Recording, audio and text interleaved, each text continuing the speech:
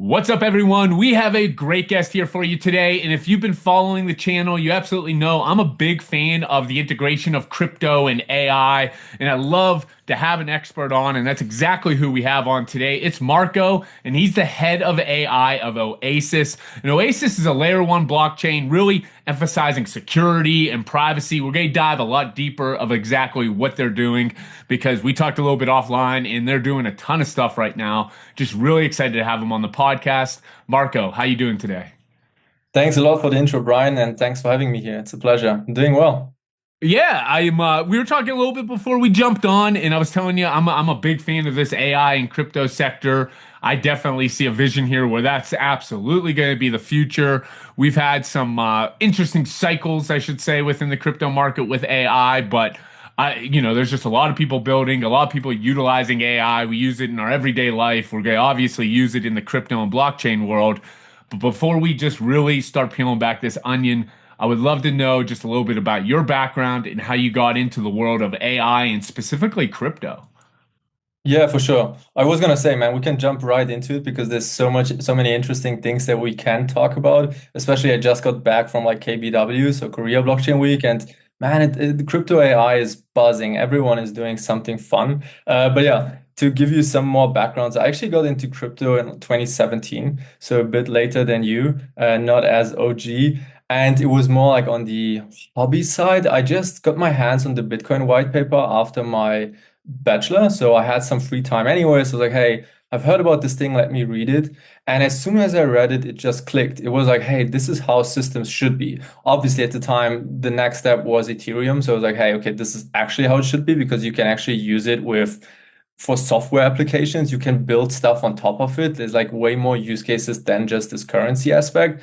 And I got incredibly fascinated and I skipped kind of the whole gap year that I had planned, which was like, as I said, like between bachelor and master, I canceled all the internships I had already accepted, like with, for example, Accenture. And I was like, no, this is what I want to do. So I kind of locked myself into the basement of my parents and started kind of teaching myself coding, started with Solidity and just reading white paper after white paper. And I mean, I'm sure you remember end of 2017 was such a wild time because there was like way more retail adoption. And I had so many people come to me like, hey, I saw this coin. Should I buy? Should I buy? Should I buy? And there was so many shit coins. Like it was really a mess. Like there was very few legit projects. And especially for me, since I had no idea about the startup world, about remote work, I had no touch point to join a project like Chainlink or join the Ethereum Foundation. Like there wasn't much to do. So I kind of lost the interest as soon as the market crashed and the kind of bubble burst for the first time early 2018. But then over the years, I kind of picked up my interest again. I started my career actually in venture capital. So I did lots of like AI investments in like seed and Series A rounds.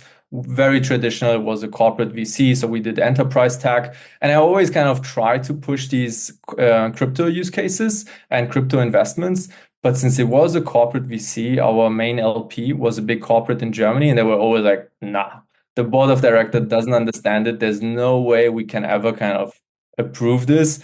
So it took me a bit to kind of get out of the VC space from the more traditional side of things to finally get into crypto, join the decentralized identity startup, built with them a few products. One was like a compliant identity layer. And then early last year, I was looking for a new challenge, reached out to my network, and then the folks from Oasis hit me up and were like, hey, we're doing actually some really cool stuff on the AI front. Please don't accept anywhere else and join us. And that's why I'm here now. I love that. Now, one of my favorite things about hosting this podcast is I get to hear everyone's like background story, and we all kind of have like the same like touch points as well. Like, you remember 2017? I'm like, oh yeah, I Yeah. remember that. And they're like, you remember 2018? And I was like, oh yeah. Like it felt like the end of the world. But now we've both been through multiple cycles. And it's definitely hardened or thickened my skin quite a bit. Every time we have like this major correction, I like tell my buddies who like aren't nearly as deep as you or I, or even people watching the show, I'm like, yeah, we'll be cool. Like it's coming back, just kind of like continue doing what you're doing. It's gonna be okay. Yeah, but also I don't look at prices at all anymore. Like they are sometimes so random, like there's really so little logic to it. You can have the biggest announcements and it doesn't do anything. So yeah, I just kind of detached myself from any monetary benefit from crypto. It's really still a passion project. But I have to say, like over the years, the people in the industry have also changed. We have Mhm. actually like also in Oasis, but some other engineers that I know that were OGs from like 2014, like you, that actually quit crypto. They were like, hey, this is such a mess. Like, we really wanted to build a better system based on blockchains, but everyone is just building the same thing again. Like, they get VC money, then they kind of rebuild what's already out there, but no one is actually using the pieces that have been built over the past 10 years now almost. And they kind of lost their interest and they're like, hey, actually, I'm gonna quit crypto even though they were super passionate about it, but just like the new people in the industry, yeah, they're lacking this conviction that we're building a different system. At least that's my opinion, and I know I'm a bit of a hater on that. But it's something that I see more and more. Yeah, our industry definitely has to become a little bit more sophisticated. We are every day, every year. But I could just tell you from like years ago and yourself included, I'm sure years ago, like how things have evolved. But you hit the nail on the head. Some things have there was just a lot of recycling and a lot of reuse, and then like a lot of just the same. I don't want to say scam, but just kind of the same thing over and over and over again, and nothing innovative. But that's why I'm so excited to have you on the podcast. So let's maybe start off like a kind of a simple version of exactly what Oasis is, what you're building, what your goals are. Right. So Oasis has been around for quite a while. Oasis is an OG L1 chain launched in like 2018. Actually, that's when the foundation was launched, and we launched our consensus layer then in 2020. We decided to do our own L1 instead of like an L2 on Ethereum or just build something on top of Ethereum because at the time Ethereum was very congested. We Yeah. had immediately the idea like, hey, consensus and compute should be completely separate. Like the compute, then you can scale them separately. You can launch multiple compute layers, which is kind of what the L2s now are. And that's what we did. So more than 2 years ago, we launched a compute layer that's called Sapphire, and that's a confidential EVM. So you can actually have on-chain privacy in an EVM environment. And how we achieve this is from trusted execution environments, TEs. So all of our compute nodes, they run Intel SGX supported CPUs, and that's where smart contract execution happens. So the TE is just a secure enclave on a hardware device, on a CPU.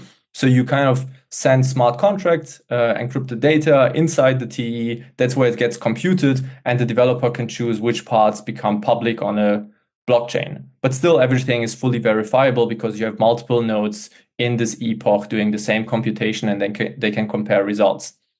So we launched this, as I said, like more than 2 years ago into production, and still like privacy is now again hot on Ethereum's roadmap because everyone's looking for institutional adoption. But most of those use cases are already possible on a TE-based chain. You kind of run into always this conflict of people doubting TEs because there is some hardware dependency. Like in our case, Yeah. those are Intel produced CPUs. So in theory, as Intel as the manufacturer could have a backdoor in those devices. But that's a big if. I think there's so many trust assumptions in crypto already, just like thinking about cloud provisioning, who is hosting all of those nodes. There's so many things we trust already, even though it is like a decentralized system, where I don't really see it as realistic that Intel has a backdoor to then compromise the blockchain. But yeah, that's kind of the chain that we have. We have multiple rollups. One of those is actually a more permission system. We have a team called Delta DAO, and they built a rollup themselves on our L1. And why they did it permission is because they focus on real Web2 corporate use cases. So, but they wanted the privacy because it is very relevant, as we now see with Ethereum's roadmap for institutional adoption. They want privacy, and they are currently actually onboarding projects like Airbus. So real legit Web2 corporates are onboarding into a rollup on our chain. That's kind of the privacy aspect. And now decentralized AI became a thing early last year. And what we realized is TEs are actually very well suited, not just for the privacy aspect, but actually for verifying compute. Because the TE itself provides you a remote attestation after computation was done that is a guarantee to the compute integrity. So you can be sure that whatever is inside was actually computed. Most basic use case with, for example, LLMs, you can know that your input was used to compute a result on this specific model, and the output that is coming out of there is actually the result that was computed. Because when decentralized AI came to be, and by the way, just stop me if I'm jumping ahead and No, you're you great. had a different structure in mind. But the problem with decentralized AI that we saw very early on was we have this deterministic system of blockchains, and now we have LLMs, which are non-deterministic. Like you cannot know what the result is going to be. And now we're trying to merge these two worlds in this crypto XAI narrative. But how is this going to work? Like you need to have a way to verify the compute that is happening off chain, because blockchains are not suited to run this very heavy and complex compute. So you will be running this off-chain, but how do you use this in an off-chain, on-chain world if you cannot verify the compute, if this is a complete black box? So we propose kind of TEs as a very good solution at the moment that can be used already. Yeah, the AI agent world is super interesting to me, and I think I just saw recently it's about a $15 billion market cap. What's kind of what's like the biggest problem out there with how these AI agents are being built? Really would love to know your expert opinion.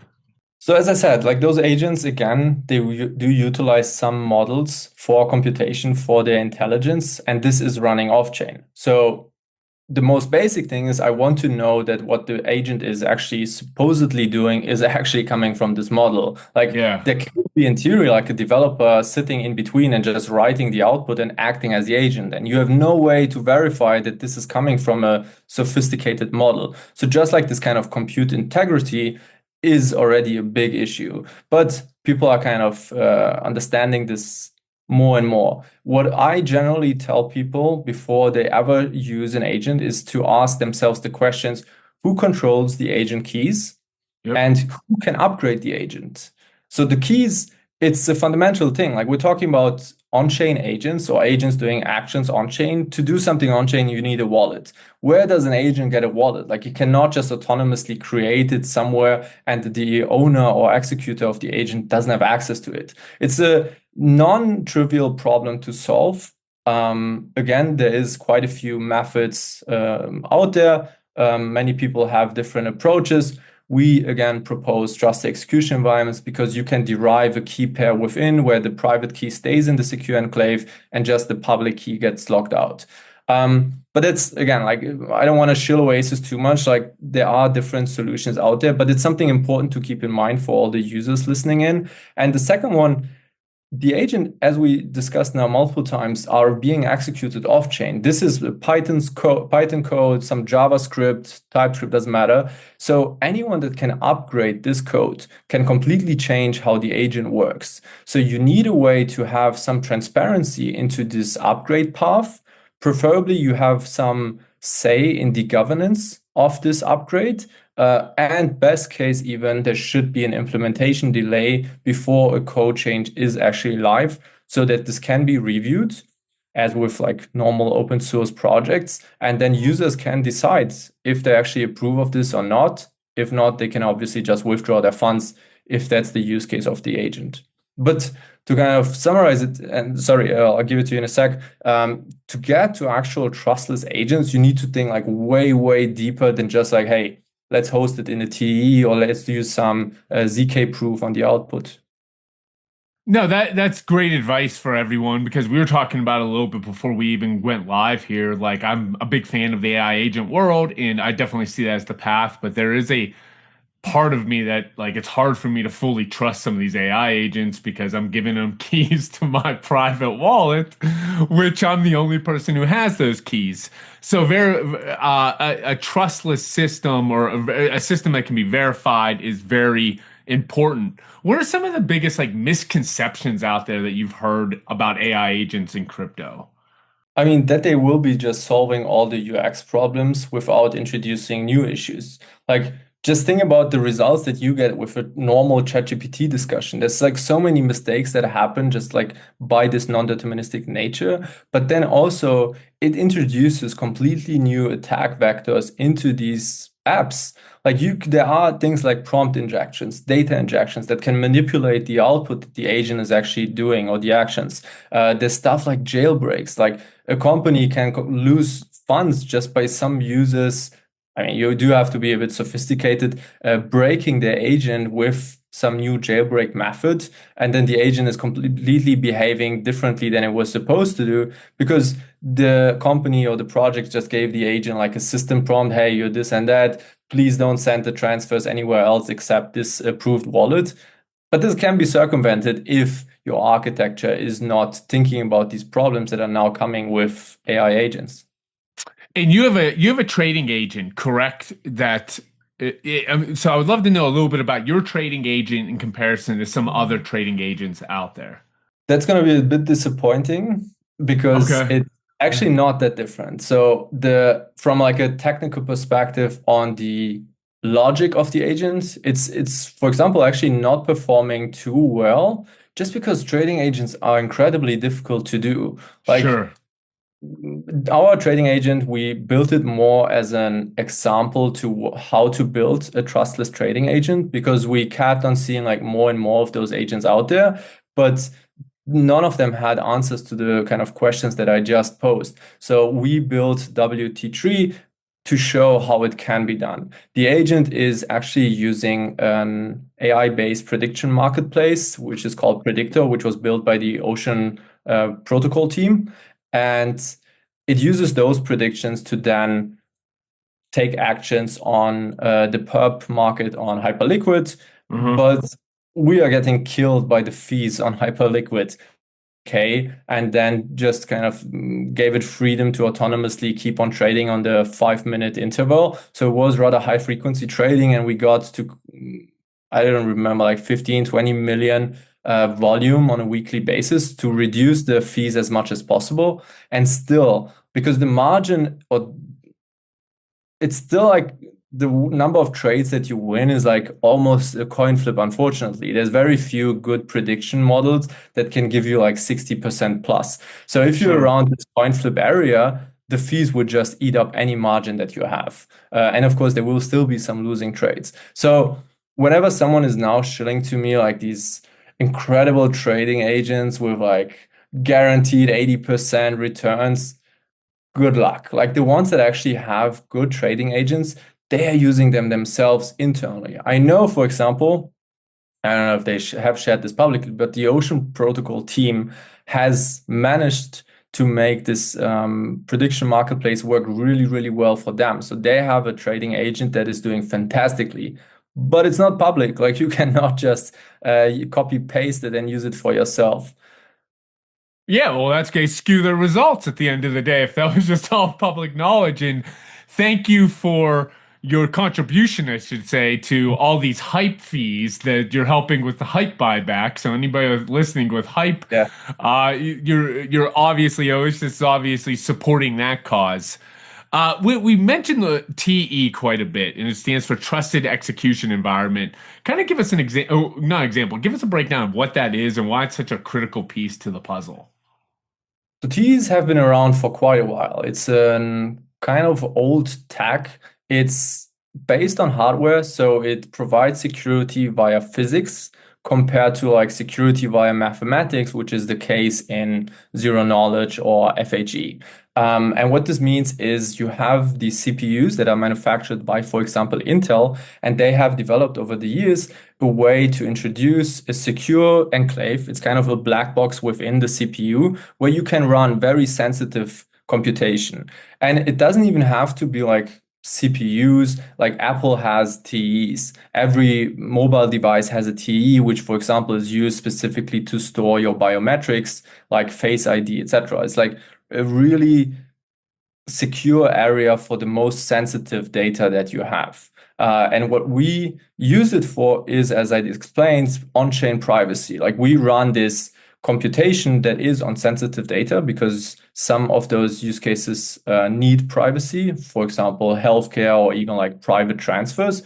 So we built this whole network with this in mind, and all of our nodes, they run this CPU-based TEE. Do you think do you think the crypto community understands what a verifiable agent actually is, or is this kind of just like new to all of us? I mean, it's new even to me, like because there's numerous way to verify an agent. I don't know if you read about ERC 8004. It's this new proposal or new framework to have trustless agents. It's actually called ERC 8004 Trustless Agents, and it was co-authored by the Ethereum Foundation's AI lead and the Consensus AI lead. And now tons of projects are currently collaborating on it. 8004 introduces three registries: identity, reputation, and validation. And the validation systems that they propose are two. One is the crypto economic system, which is kind of like EigenLayer. You stake funds into this agent. So if something goes wrong, it goes from your funds. So that's kind of how you can trust an agent, because you know the owner has staked their money themselves. The second one is cryptographic attestations, and they even propose trust execution environments, because the TE can provide you continuous remote attestations that the hardware is still running, or the code is still running in correct hardware, like no one has tampered with it. So verifiable agents are rather new. There is no like one best way to do it.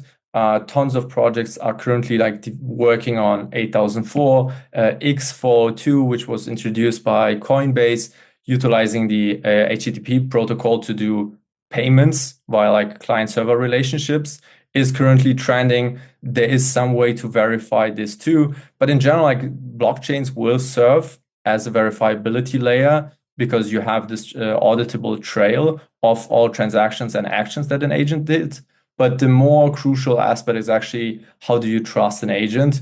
And then 8004 is just like one good start currently into having a common standard to be able to trust an agent that is not in your organization and that was not developed by you. I think that's the kind of gist. Like if I built an agent, I don't need to trust it. Like I kind of trust the code that I wrote. But if you sent me an agent and you're like, hey, try this one. This is an amazing content agent, yield optimization agent, which is a very popular use case, I'll be a bit more doubtful, because it's a random agent not running on for me locally, and that's tough to trust. Yeah, for good reason. How do you see AI agents fitting in like let's just stick with like the crypto daily life cycle over the next like year or two? Do you think it's gonna dramatically, assist us, change the world? How's it gonna go? I mean, on a daily, okay, let's do monthly first, because I use it on a monthly. So I get my salary from the Oasis Foundation in USDC on Ethereum. A part of it I need to off-ramp to pay stuff like rent, my daily bills, etc. I mean, I do use actually Gnosis Pay, so I try to keep it as little as possible on the off-ramp side of things, but some things you kind of have to pay. And then the rest, until I need to pay my taxes, I keep in USDC. And this USDC has tons of potential to earn yield. But I don't want to bother every month to check the yield on different platforms. Especially, I don't want to check like within the month to rebalance or kind of shift to new protocols to maybe farm something there. So I so far have just been doing the lazy way. Like I get some USDC on Aave. I'm happy with like the few percentage points that I get there. Some is on Maple Finance. But now with agents, they are actually doing really, really well on this yield optimization thing, because there's not too much randomness. It's just like continuously checking, hey, what's the yield on different chains? And then just rebalancing your portfolio to get the most out of it based on transaction fees, etc. So for example, you have yield optimization agents like Giza or Zi-Fi, and they get you like upper single digit yield currently on USDC, which is, I'm really happy with, like 9 to 10%. Yeah, it's so good. Better than nothing. And it's doing all the work that I in theory could be doing manually, but it's automatic. That's an agent for me. It's just like this automation machine that's continuously doing things. And in this case, it's continuously rebalancing and checking yield. That's kind of my monthly use case already. Like I don't need any more improvements there.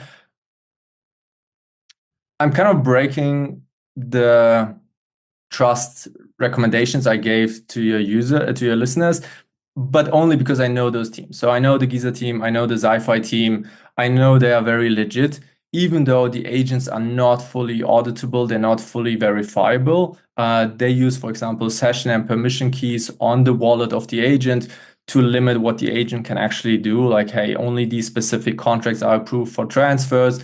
They limit the user interactions with the agent, so it's very difficult to actually inject anything malicious there.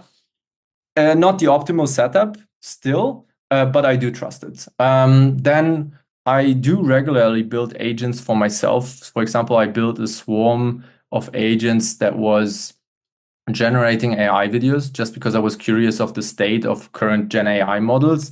Actually, today Sora 2 was released, or was it yesterday? So I'll have to kind of update my agent and see how this now works. But it was just like a very basic swarm of like I have one research agent that continuously researches on the brand and topic guidelines that it has. Then it writes a script to create the video, passes this to a video producer agent that pings an API from Runway, generates multiple scenes, generates a voiceover via OpenAI's text-to-speech API, and then just merges everything with FFmpeg. And then you have like a proper, complete AI-generated video that is continuously being shipped and uploaded to TikTok. So this is my personal use case, but I think it's very easy to kind of draw the bridge to business use cases where we at Oasis use it in our marketing department to continuously ship content. I think that's pretty straightforward.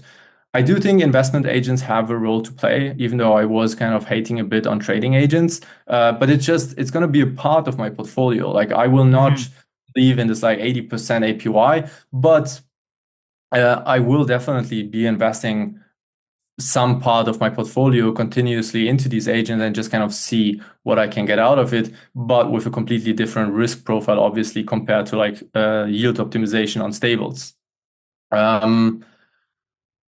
Yeah, I think like the DeFi agents are pretty close to being used. As I said, I do use them already, but I am, in a sense, they're an early adopter. But this is going to become very common. Like as soon as you have some funds laying around doing nothing or not yielding the optimal results, there will be some agent improving the state of this. There will be agents used for content, for research, for all of these kind of things. And then hopefully, I still haven't seen a good solution for this, but I am very hopeful that agents will improve crypto UX, which has been a mess and unfortunately still is. I mean, if I onboard now new people into crypto tooling, they still get very confused. And I'm hoping for there to be agent that just translate natural language into any kind of on-chain action. And there are some projects I know, like there was, for example, Brian Knows, where you could very easily say like, hey, please buy me this token, then swap it into something else. And those systems work, but yeah, I haven't seen too much adoption of those, but I'm still quite bullish and do hope that this will become usable. Or actually, I believe very strongly this will be usable in the next 6 to 12 months. Yeah, you and I are similar vibes here with how AI agents are utilized and how we're using them. I utilize AI agents quite a bit for yield optimization, and I get lazy on the back end as well, and I kind of rely on these agents to find me the best yield and just kind of like, okay, this looks good. One thing that's really interesting that you said there is just how the DeFi area is growing so much with AI agents, and then the crypto UX. Crypto user interface is a mess. It's a pain in the butt to sign all these different transactions. And then as good wallet security, you should be looking at the transactions you're signing, not just jamming, the go button on your Trezor or Ledger. Or if you're using a hot wallet, that's even more high risk, and just hit and go. So there is this world where we want to use natural language. Hey, do this for me, and it's just going to happen on the back end. And we don't even really need to know what's going on. I'm a big believer that's going to happen sooner rather than later. I'm curious about your thoughts here. Like traditional fund managers manage, millions, billions of dollars. Do you think they could be replaced one day? I mean, not tomorrow, I get that, not within a year, but do you think they could be replaced one day by an AI agent? I think it is a matter of time. Like, I'm based out of Germany. I grew up here. In Germany, no one would have ever bought a Chinese car 10 years ago.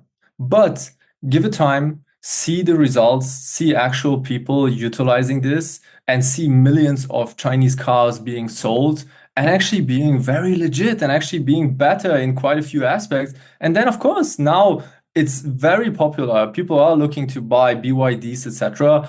Like you have this whole tariff thing, so they are more expensive than they should be. But it has been accepted, and I think it will be similar. I know, for example, there is this treasury management agent. It's called Telos. It was incubated by Arbitrum in their first kind of batch.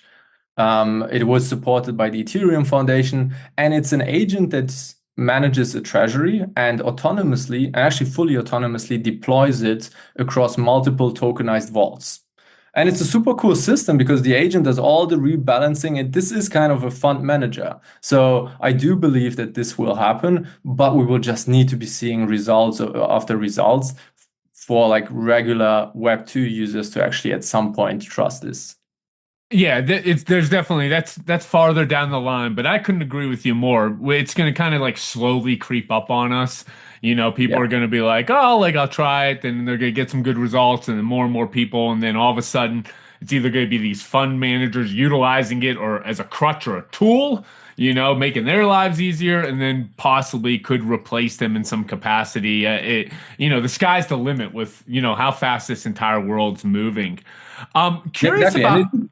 It is Okay, go ahead. always trusting. Like you need to build this trust. Normally, it is done over time. Like there was not this one breakthrough moment that suddenly Chinese cars were accepted.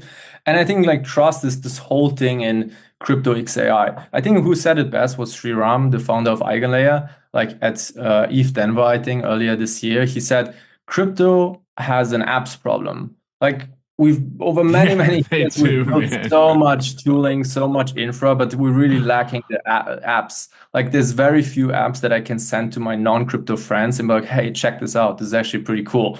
Very few. Like I think it's a handful. And then AI, on the other hand, are perfect apps. Like agents are apps. It's so easy to ship them. There's nonstop new agents coming out. Those will be the users or apps of our systems that we've built over the years, but they have this trust problem. And what crypto, on the other hand, is again like managed to do is build these trustless systems. And it's a very massive feat that we actually accomplished, like in a decentralized environment to trust the network, to trust different users, to be able to send money, and millions and billions are being moved daily.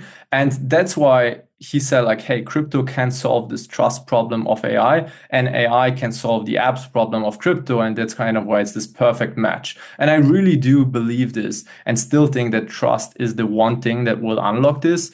It's also the one thing that's currently hurting adoption. Like if you think about these DeFi agents, they've been around for a bit, like they've been super hyped, but actual users, every time I'm speaking at like conferences or panels or whatever, I do always ask the audience, like, hey, who's actually using a DeFi agent?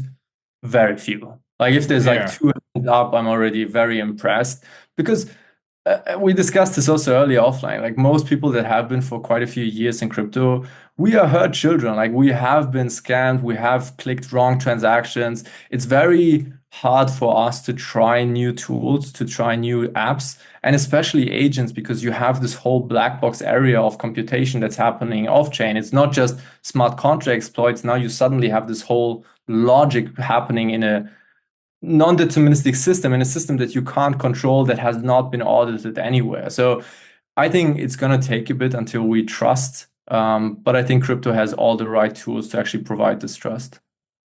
Yeah, absolutely. And yeah, you're taking the words right out of my mouth. That's my biggest, I don't want to say qualm, but with the AI agents and some of the ones I use, I'm like, I'm a little bit nervous, kind of just giving this agent full control of it and like who has the keys, who's running this. But, now that's what we're fixing. That's what we're building. That's what we're evolving from.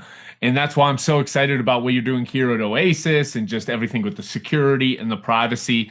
I want to give an opportunity for everybody within our community, all the listeners right now. I know they're really interested in the AI crypto world to learn more about you and specifically about Oasis.